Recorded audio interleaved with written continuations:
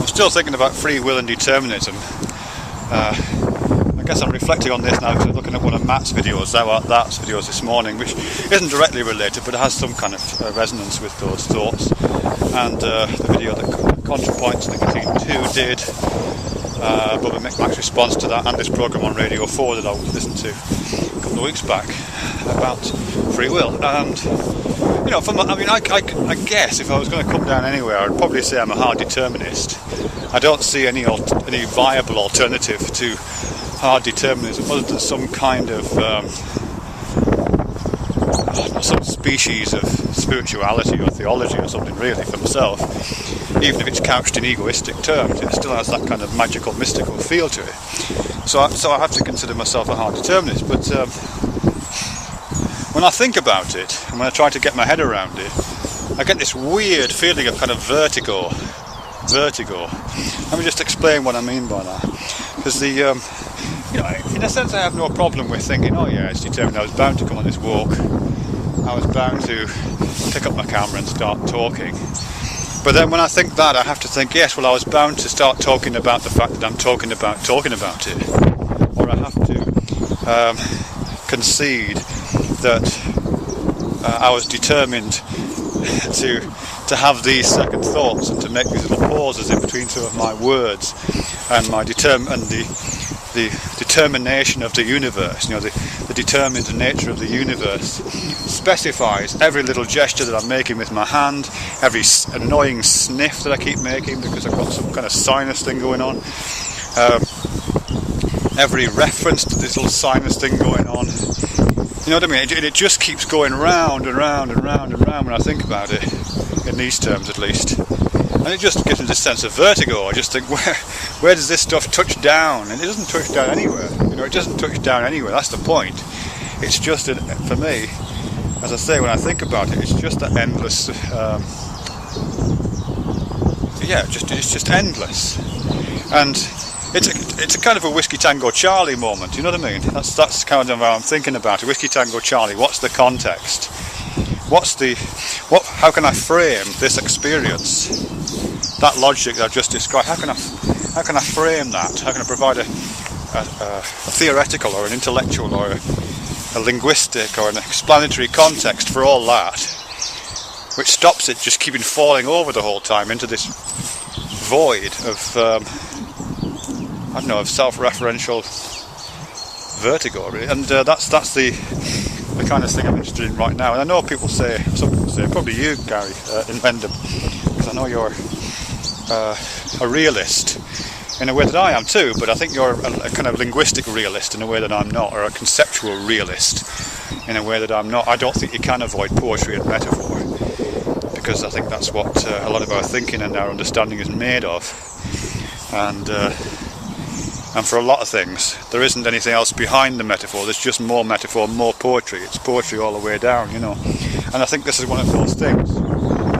There isn't a kind of real experience to describe outside of our attempts to do the describing thing.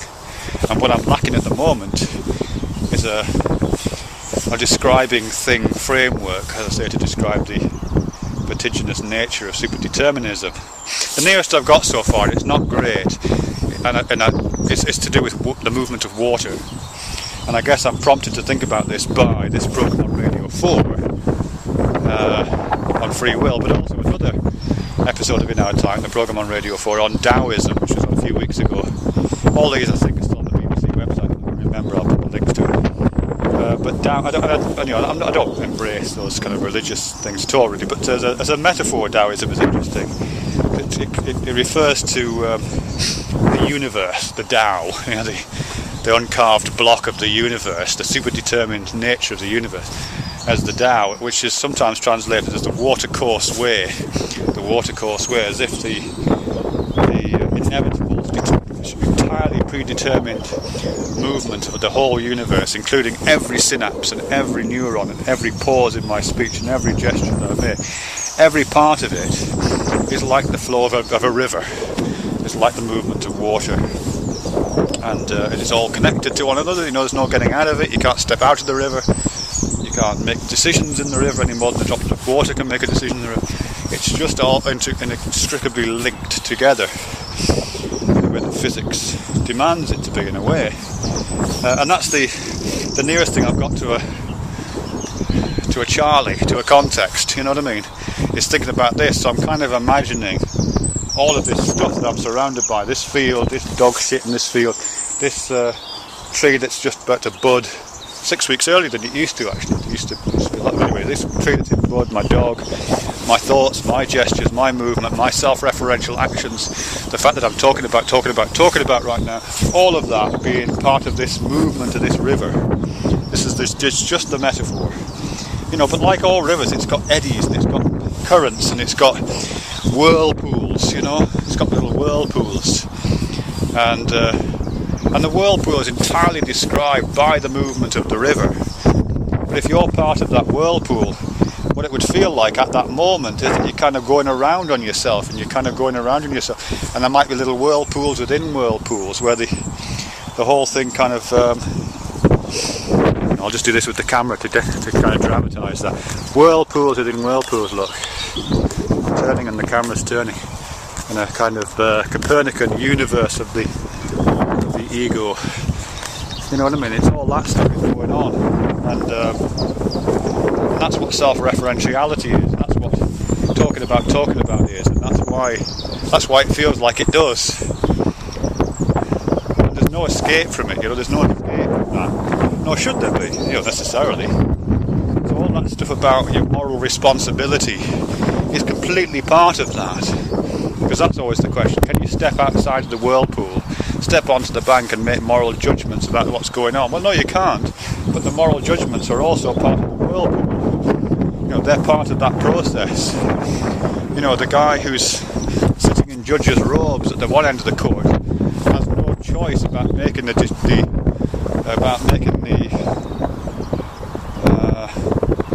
sorry, I completely lost my train of thought. Yeah, the prosecuting attorney has no choice but to prosecute. The judge has no choice but to judge. The executioner has no choice but to execute. They just have to keep doing what they're doing. And even if they say, no, I'm not going to do it, I'm going to do this other thing, then all of those moments, every moment in those decisions, are completely part of it. That's why I say it's vertiginous. Once you start thinking about that, you just go, so I think in a way you just have to kind of get on with it, really. You know, occasionally you have to kind of step aside, at least I do. No, you see, you can't even do that. You can't even do that. This is why some of those religious types and spiritual types, I was watching a video by Adyashanti this morning, who's very good at doing the spiritual guru thing. And he was talking about kind of letting go of the ego. And I think, at least my kind of secular version of what he's talking about, is about that, you know. You're in the river, you're talking about.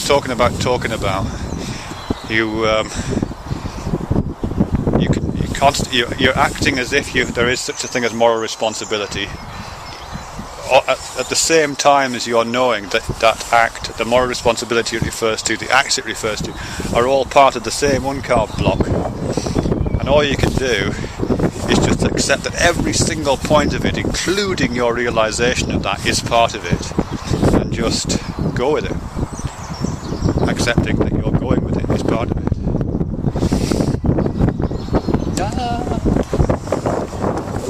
That makes sense. No, it doesn't make sense, does it?